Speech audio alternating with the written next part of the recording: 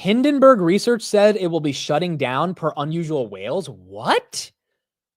Hindenburg's shutting down? Didn't they just short Carvana? Wow. That is weird. I think that okay, my gut reaction to this, I think they're getting investigated. My gut reaction is I think they're getting investigated. That's probably wrong, but if the SEC thinks they've been manipulating or something, that could be a reason for shutting down. Lawsuit, right? Yeah, I think my gut reaction is lawsuit. Even, and I think they'll. I mean, I don't know. That's my gut. That's what my gut says. I'm probably wrong, but that's what my gut says. The only other reason is that, I don't know, the founder doesn't feel like operating the firm anymore. And he's bored. He wants to move on with his life. But they just shorted a company a week ago. Why would you short Carvana and make a big hoopla about it, and then you're shutting down the next week? So are you not short anymore? Are you gonna? Carvana is. Oh wow, Carvana was up 9%. Oh, that short failed. I think they shorted at 200. I think they shorted. When did they short? Carvana was 175. I think they might have shorted at 203. Yeah, they had to. Any of their shorts, unless it was at like 234 a month ago, their short is not going well on Carvana, at least based on today. They put out a message from the founder on X. Okay, let me get to that. Let's see. That's a big short selling firm going down. A personal note from our founder. Okay, let's read this. What is going on here? That's weird. That's weird. Shout out to Mr. Derek Wall. Thank you for the gifted 50 memberships. Appreciate you, brother. Derek had some pretty exciting news in his life today. And he's very, very blessed, and he should be very excited for his life. So thank you to Derek. Thank you for sharing the blessings. Congratulations to you on your big news. And thank you for the 50 gifted. 50 of you guys just got gifted memberships today from Derek. Okay, those memberships are going out right now. Let's see what Hindenburg's founder had to say. All right, here we go. As I've shared with family and friends and our team since late last year, I've made the decision to disband Hindenburg Research. The plan has been to wind up after we finish the pipeline of ideas we were working on, and as of the last Ponzi cases we just completed and are sharing with regulators, that day is today. Talk about being humble, huh? I write this from a place of joy. Building this has been a life's dream. I did not know at the outset if it would be possible to find a fulfilling path. This wasn't an easy option, but I was naive to the danger and felt drawn to it magnetically. This is very interesting to read. I'm not going to read the whole thing, but basically he's shutting down. He's expressing his gratitude for shutting down. Boy, did we have an impact. Eventually, more than I imagined was possible at the outset. Nearly 100 individuals have been charged civilly or criminally by regulators, at least in part through our work, including billionaires and oligarchs. We shook some empires that we felt need shaking. Okay, so Hindenburg is justifying the work they did by getting the SEC involved to investigate some people. Beyond my own desire for relief, it also feels selfish to keep the knowledge we've accumulated trapped within our small team. I have more than enough. In the past several years, we've flooded with thousands of messages from many of you asking how we do what we do or whether you can join the team. I read them all, and I've been trying to figure out how to respond in a way that can get everyone an answer. So over the next 6 months or so, I plan to work on a series of materials and videos to open source every aspect of our model and how we conduct our investigations. Look, to Hindenburg's credit, they did have some good shorts. They had some really epic shorts, and they did do a great job. There were some shorts that were not good, but there were some shorts that were pretty good. The timing of this is weird. The timing of this is very weird. Unless he's legitimately busy with or bored of short selling. Hindenburg founder, I think the guy's name is Nate or Nick, Hindenburg Research founder, Nate or Nick, one of those guys. Nate Anderson. Okay, how old is Nate Anderson? That is weird, because what is this guy going to do next? He's 38 years old. 38, and he's shutting down one of the most successful short-selling research firms. I don't know. Something feels a little fishy about that. The Wall Street Journal just sent the notification. Wow, this is big news, dude. Everyone's reporting Hindenburg shuts down. That is pretty damn weird to do that this early. But there you go. Hindenburg's down. Derek, this is the exact same thing I said, Derek. Derek says, I bet they're getting sued or investigated by the SEC. At 38 years old, if you are having successful shorts and you're like, they shorted Adani. I mean, they called out some pretty bad companies, or at least at bad moments. Why would you shut it down? I feel like you only shut it down if the regulators are really getting on you, or you can't really prove your case, or you have some class actions. Like, it doesn't feel natural to just shut it down like this. Dude, Wall Street hedge fund managers do it till they're 80 years old. This guy's 38 and he's shutting down shop. That's weird. Yeah, maybe he messed with the wrong person. I mean, you mess with the wrong people sometimes that are very powerful. They make some phone calls and you never know. And then you have to say, you know what? I'd rather not deal with that. I'm out. I'll get out of here. It feels weird, right? It feels weird to just leave that quick. They shorted SMCI too, right? I mean, they got that one right. Not saying SMCI is a horrible company, but at least when it was at 57, a day before the accounting errors, they called it a short.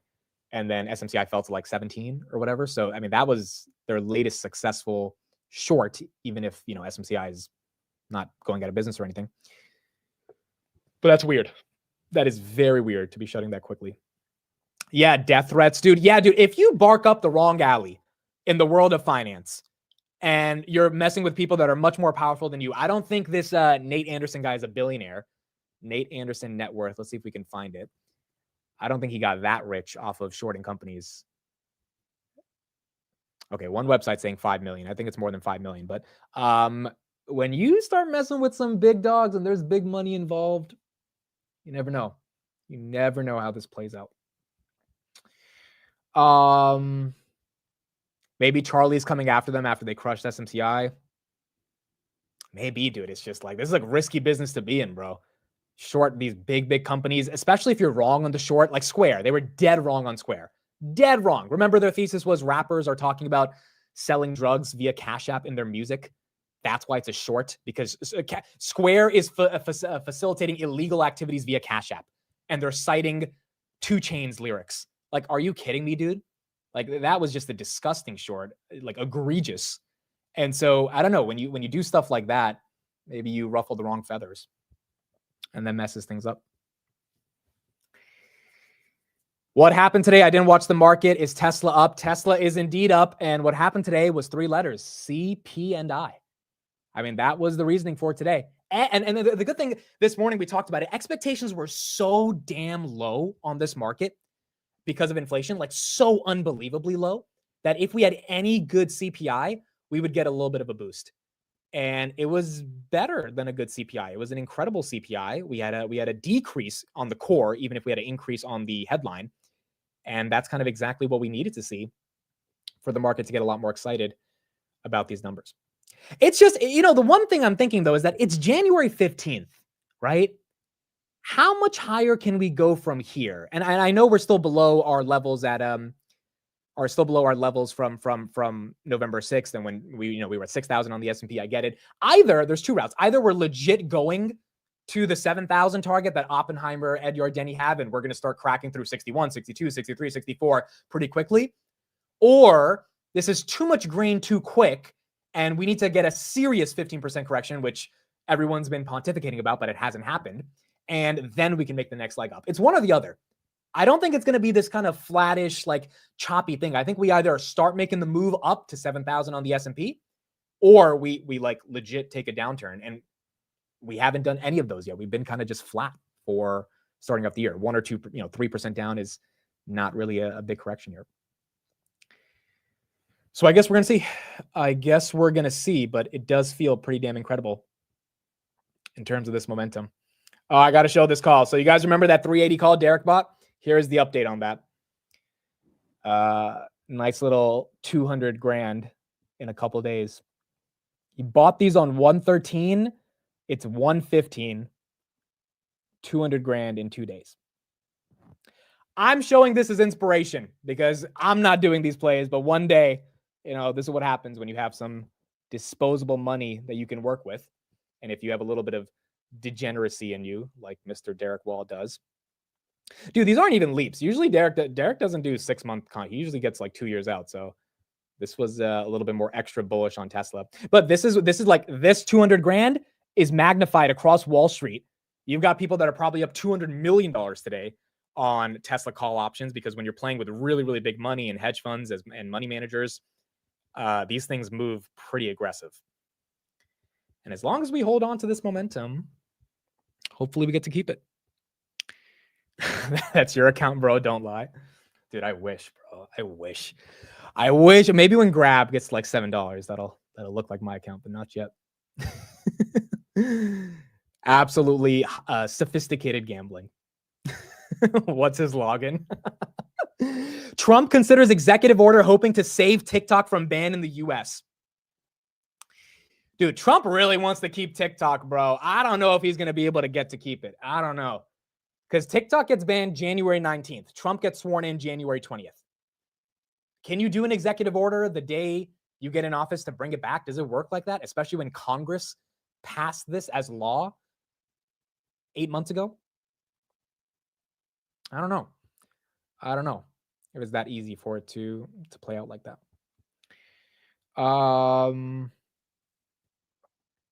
Amit, who's winning the $1,000 challenge you have with Derek? Yo, Derek, we have to like engage in that challenge because we still haven't done anything yet. I've like forgot we even had that challenge. So, and I'm sure Derek did as well. So we gotta like make a trade soon and make that a legit challenge. $1,000. By the way, you guys can participate as well. If you have $1,000, you want to, set up some random M1 Finance account or whatever. Maybe for some of you who haven't tried Robinhood, set up a Robinhood, put $1,000 in there, and we can have a challenge with everyone of who can better perform $1,000 towards the end of the year. Right now, basically my 1,000 is in cash. So I guess I'm getting 4% on that 1,000 for the year, but we got to do something better than that. All right, let's get some Hindenburg coverage. This is really big news. Did not expect this to be happening today. Is no more. The New York-based investment firm did confirm in a letter that they will be disbanding as of today. This is according to the founder, Nate Anderson, who founded the company back in 2017. You may have heard of the company because they put out reports alleging corporate fraud as well as malfeasance. In a letter, Anderson said there was no reason to disband, no health threat, no big personal issue, but did write, quote, "Someone once told me that at a certain point, a successful career becomes a selfish act." Come on, bro. Not at 38. Not at 38. Get out of here. 38 is a baby in the world of finance. Warren Buffett's doing it. He's in his late 90s. Like, come on, bro. That is not convincing. Not at all. Anderson plans to open source the firm's investigative methodology and share his knowledge through materials and videos to empower others in the field. And those are the names you're seeing on your screen that they've written reports and shorts about. So a familiar name, but no more. He says that he's going to focus on finding jobs for the people that work in the office, some who will be creating their own investment firms. Back with you guys. Okay, Christina, thank you. Thanks. Well, I'm not buying it. Maybe I'm too skeptical, but I'm not buying it. I'm not buying it, dude. There's always going to be companies to short. And Hindenburg's brand, do you know how hard it is to build a brand? It is so hard to build a brand, a real brand that has respect. And whether you like Hindenburg or not, when they tweet something, everyone pays attention. Everyone. To have that level of brand in the world of finance, where there's so much grifting in finance, there's certain names where you trust, certain names are like, that's BS, I'm not even looking at it. Hindenburg, even if they've got some shorts wrong, they have a quality brand. To leave that at 38 years old. What did he say? An advisor told me once you're supposed to leave on top. It's like, no, dude. Like, to assume that you've accomplished everything you want to accomplish at 38 in the world of finance is asinine. When Bill Ackman's 59 years old and still going. Like, there's no, like, I understand the argument about trying to leave on top. I get it. Like, Michael Jordan retired in 1998, even though he came back because he wanted to kind of leave on, but like, still, you leave everything out on the floor. And in the world of finance, there's a lot of years to execute because you don't need to be physically gifted. It's just how smart you are and how much research you do. And those variables aren't contingent on anything else other than putting in the work. Very weird. Very, very, very weird. I guess we'll find out more details eventually, but now we're not going to get shorts from Hindenburg. Yeah, I think there's a little bit more to the story. Just a little bit more, bro. Trump can't do an executive order to override Congress. That's not how it works. I agree. I don't think Trump can save TikTok, dude. Now, there were some senators in Congress that put in a bill today, and they said we want to extend the TikTok ban from 270 days to like give it 270 more days before it officially happens. Yeah, Senator Markey, Ed Markey, from I don't want to say it, but from Massachusetts, Ed Markey, to introduce a bill to extend the deadline for TikTok ban takes to Senate floor in support of vibrant online communities. So basically the dude's like, hey, a lot of American small businesses are going to get affected by this. We should not ban it, until we have a real plan, and we should extend it for 270 days. I don't think this bill is going to get passed. I don't think so. I do not think so.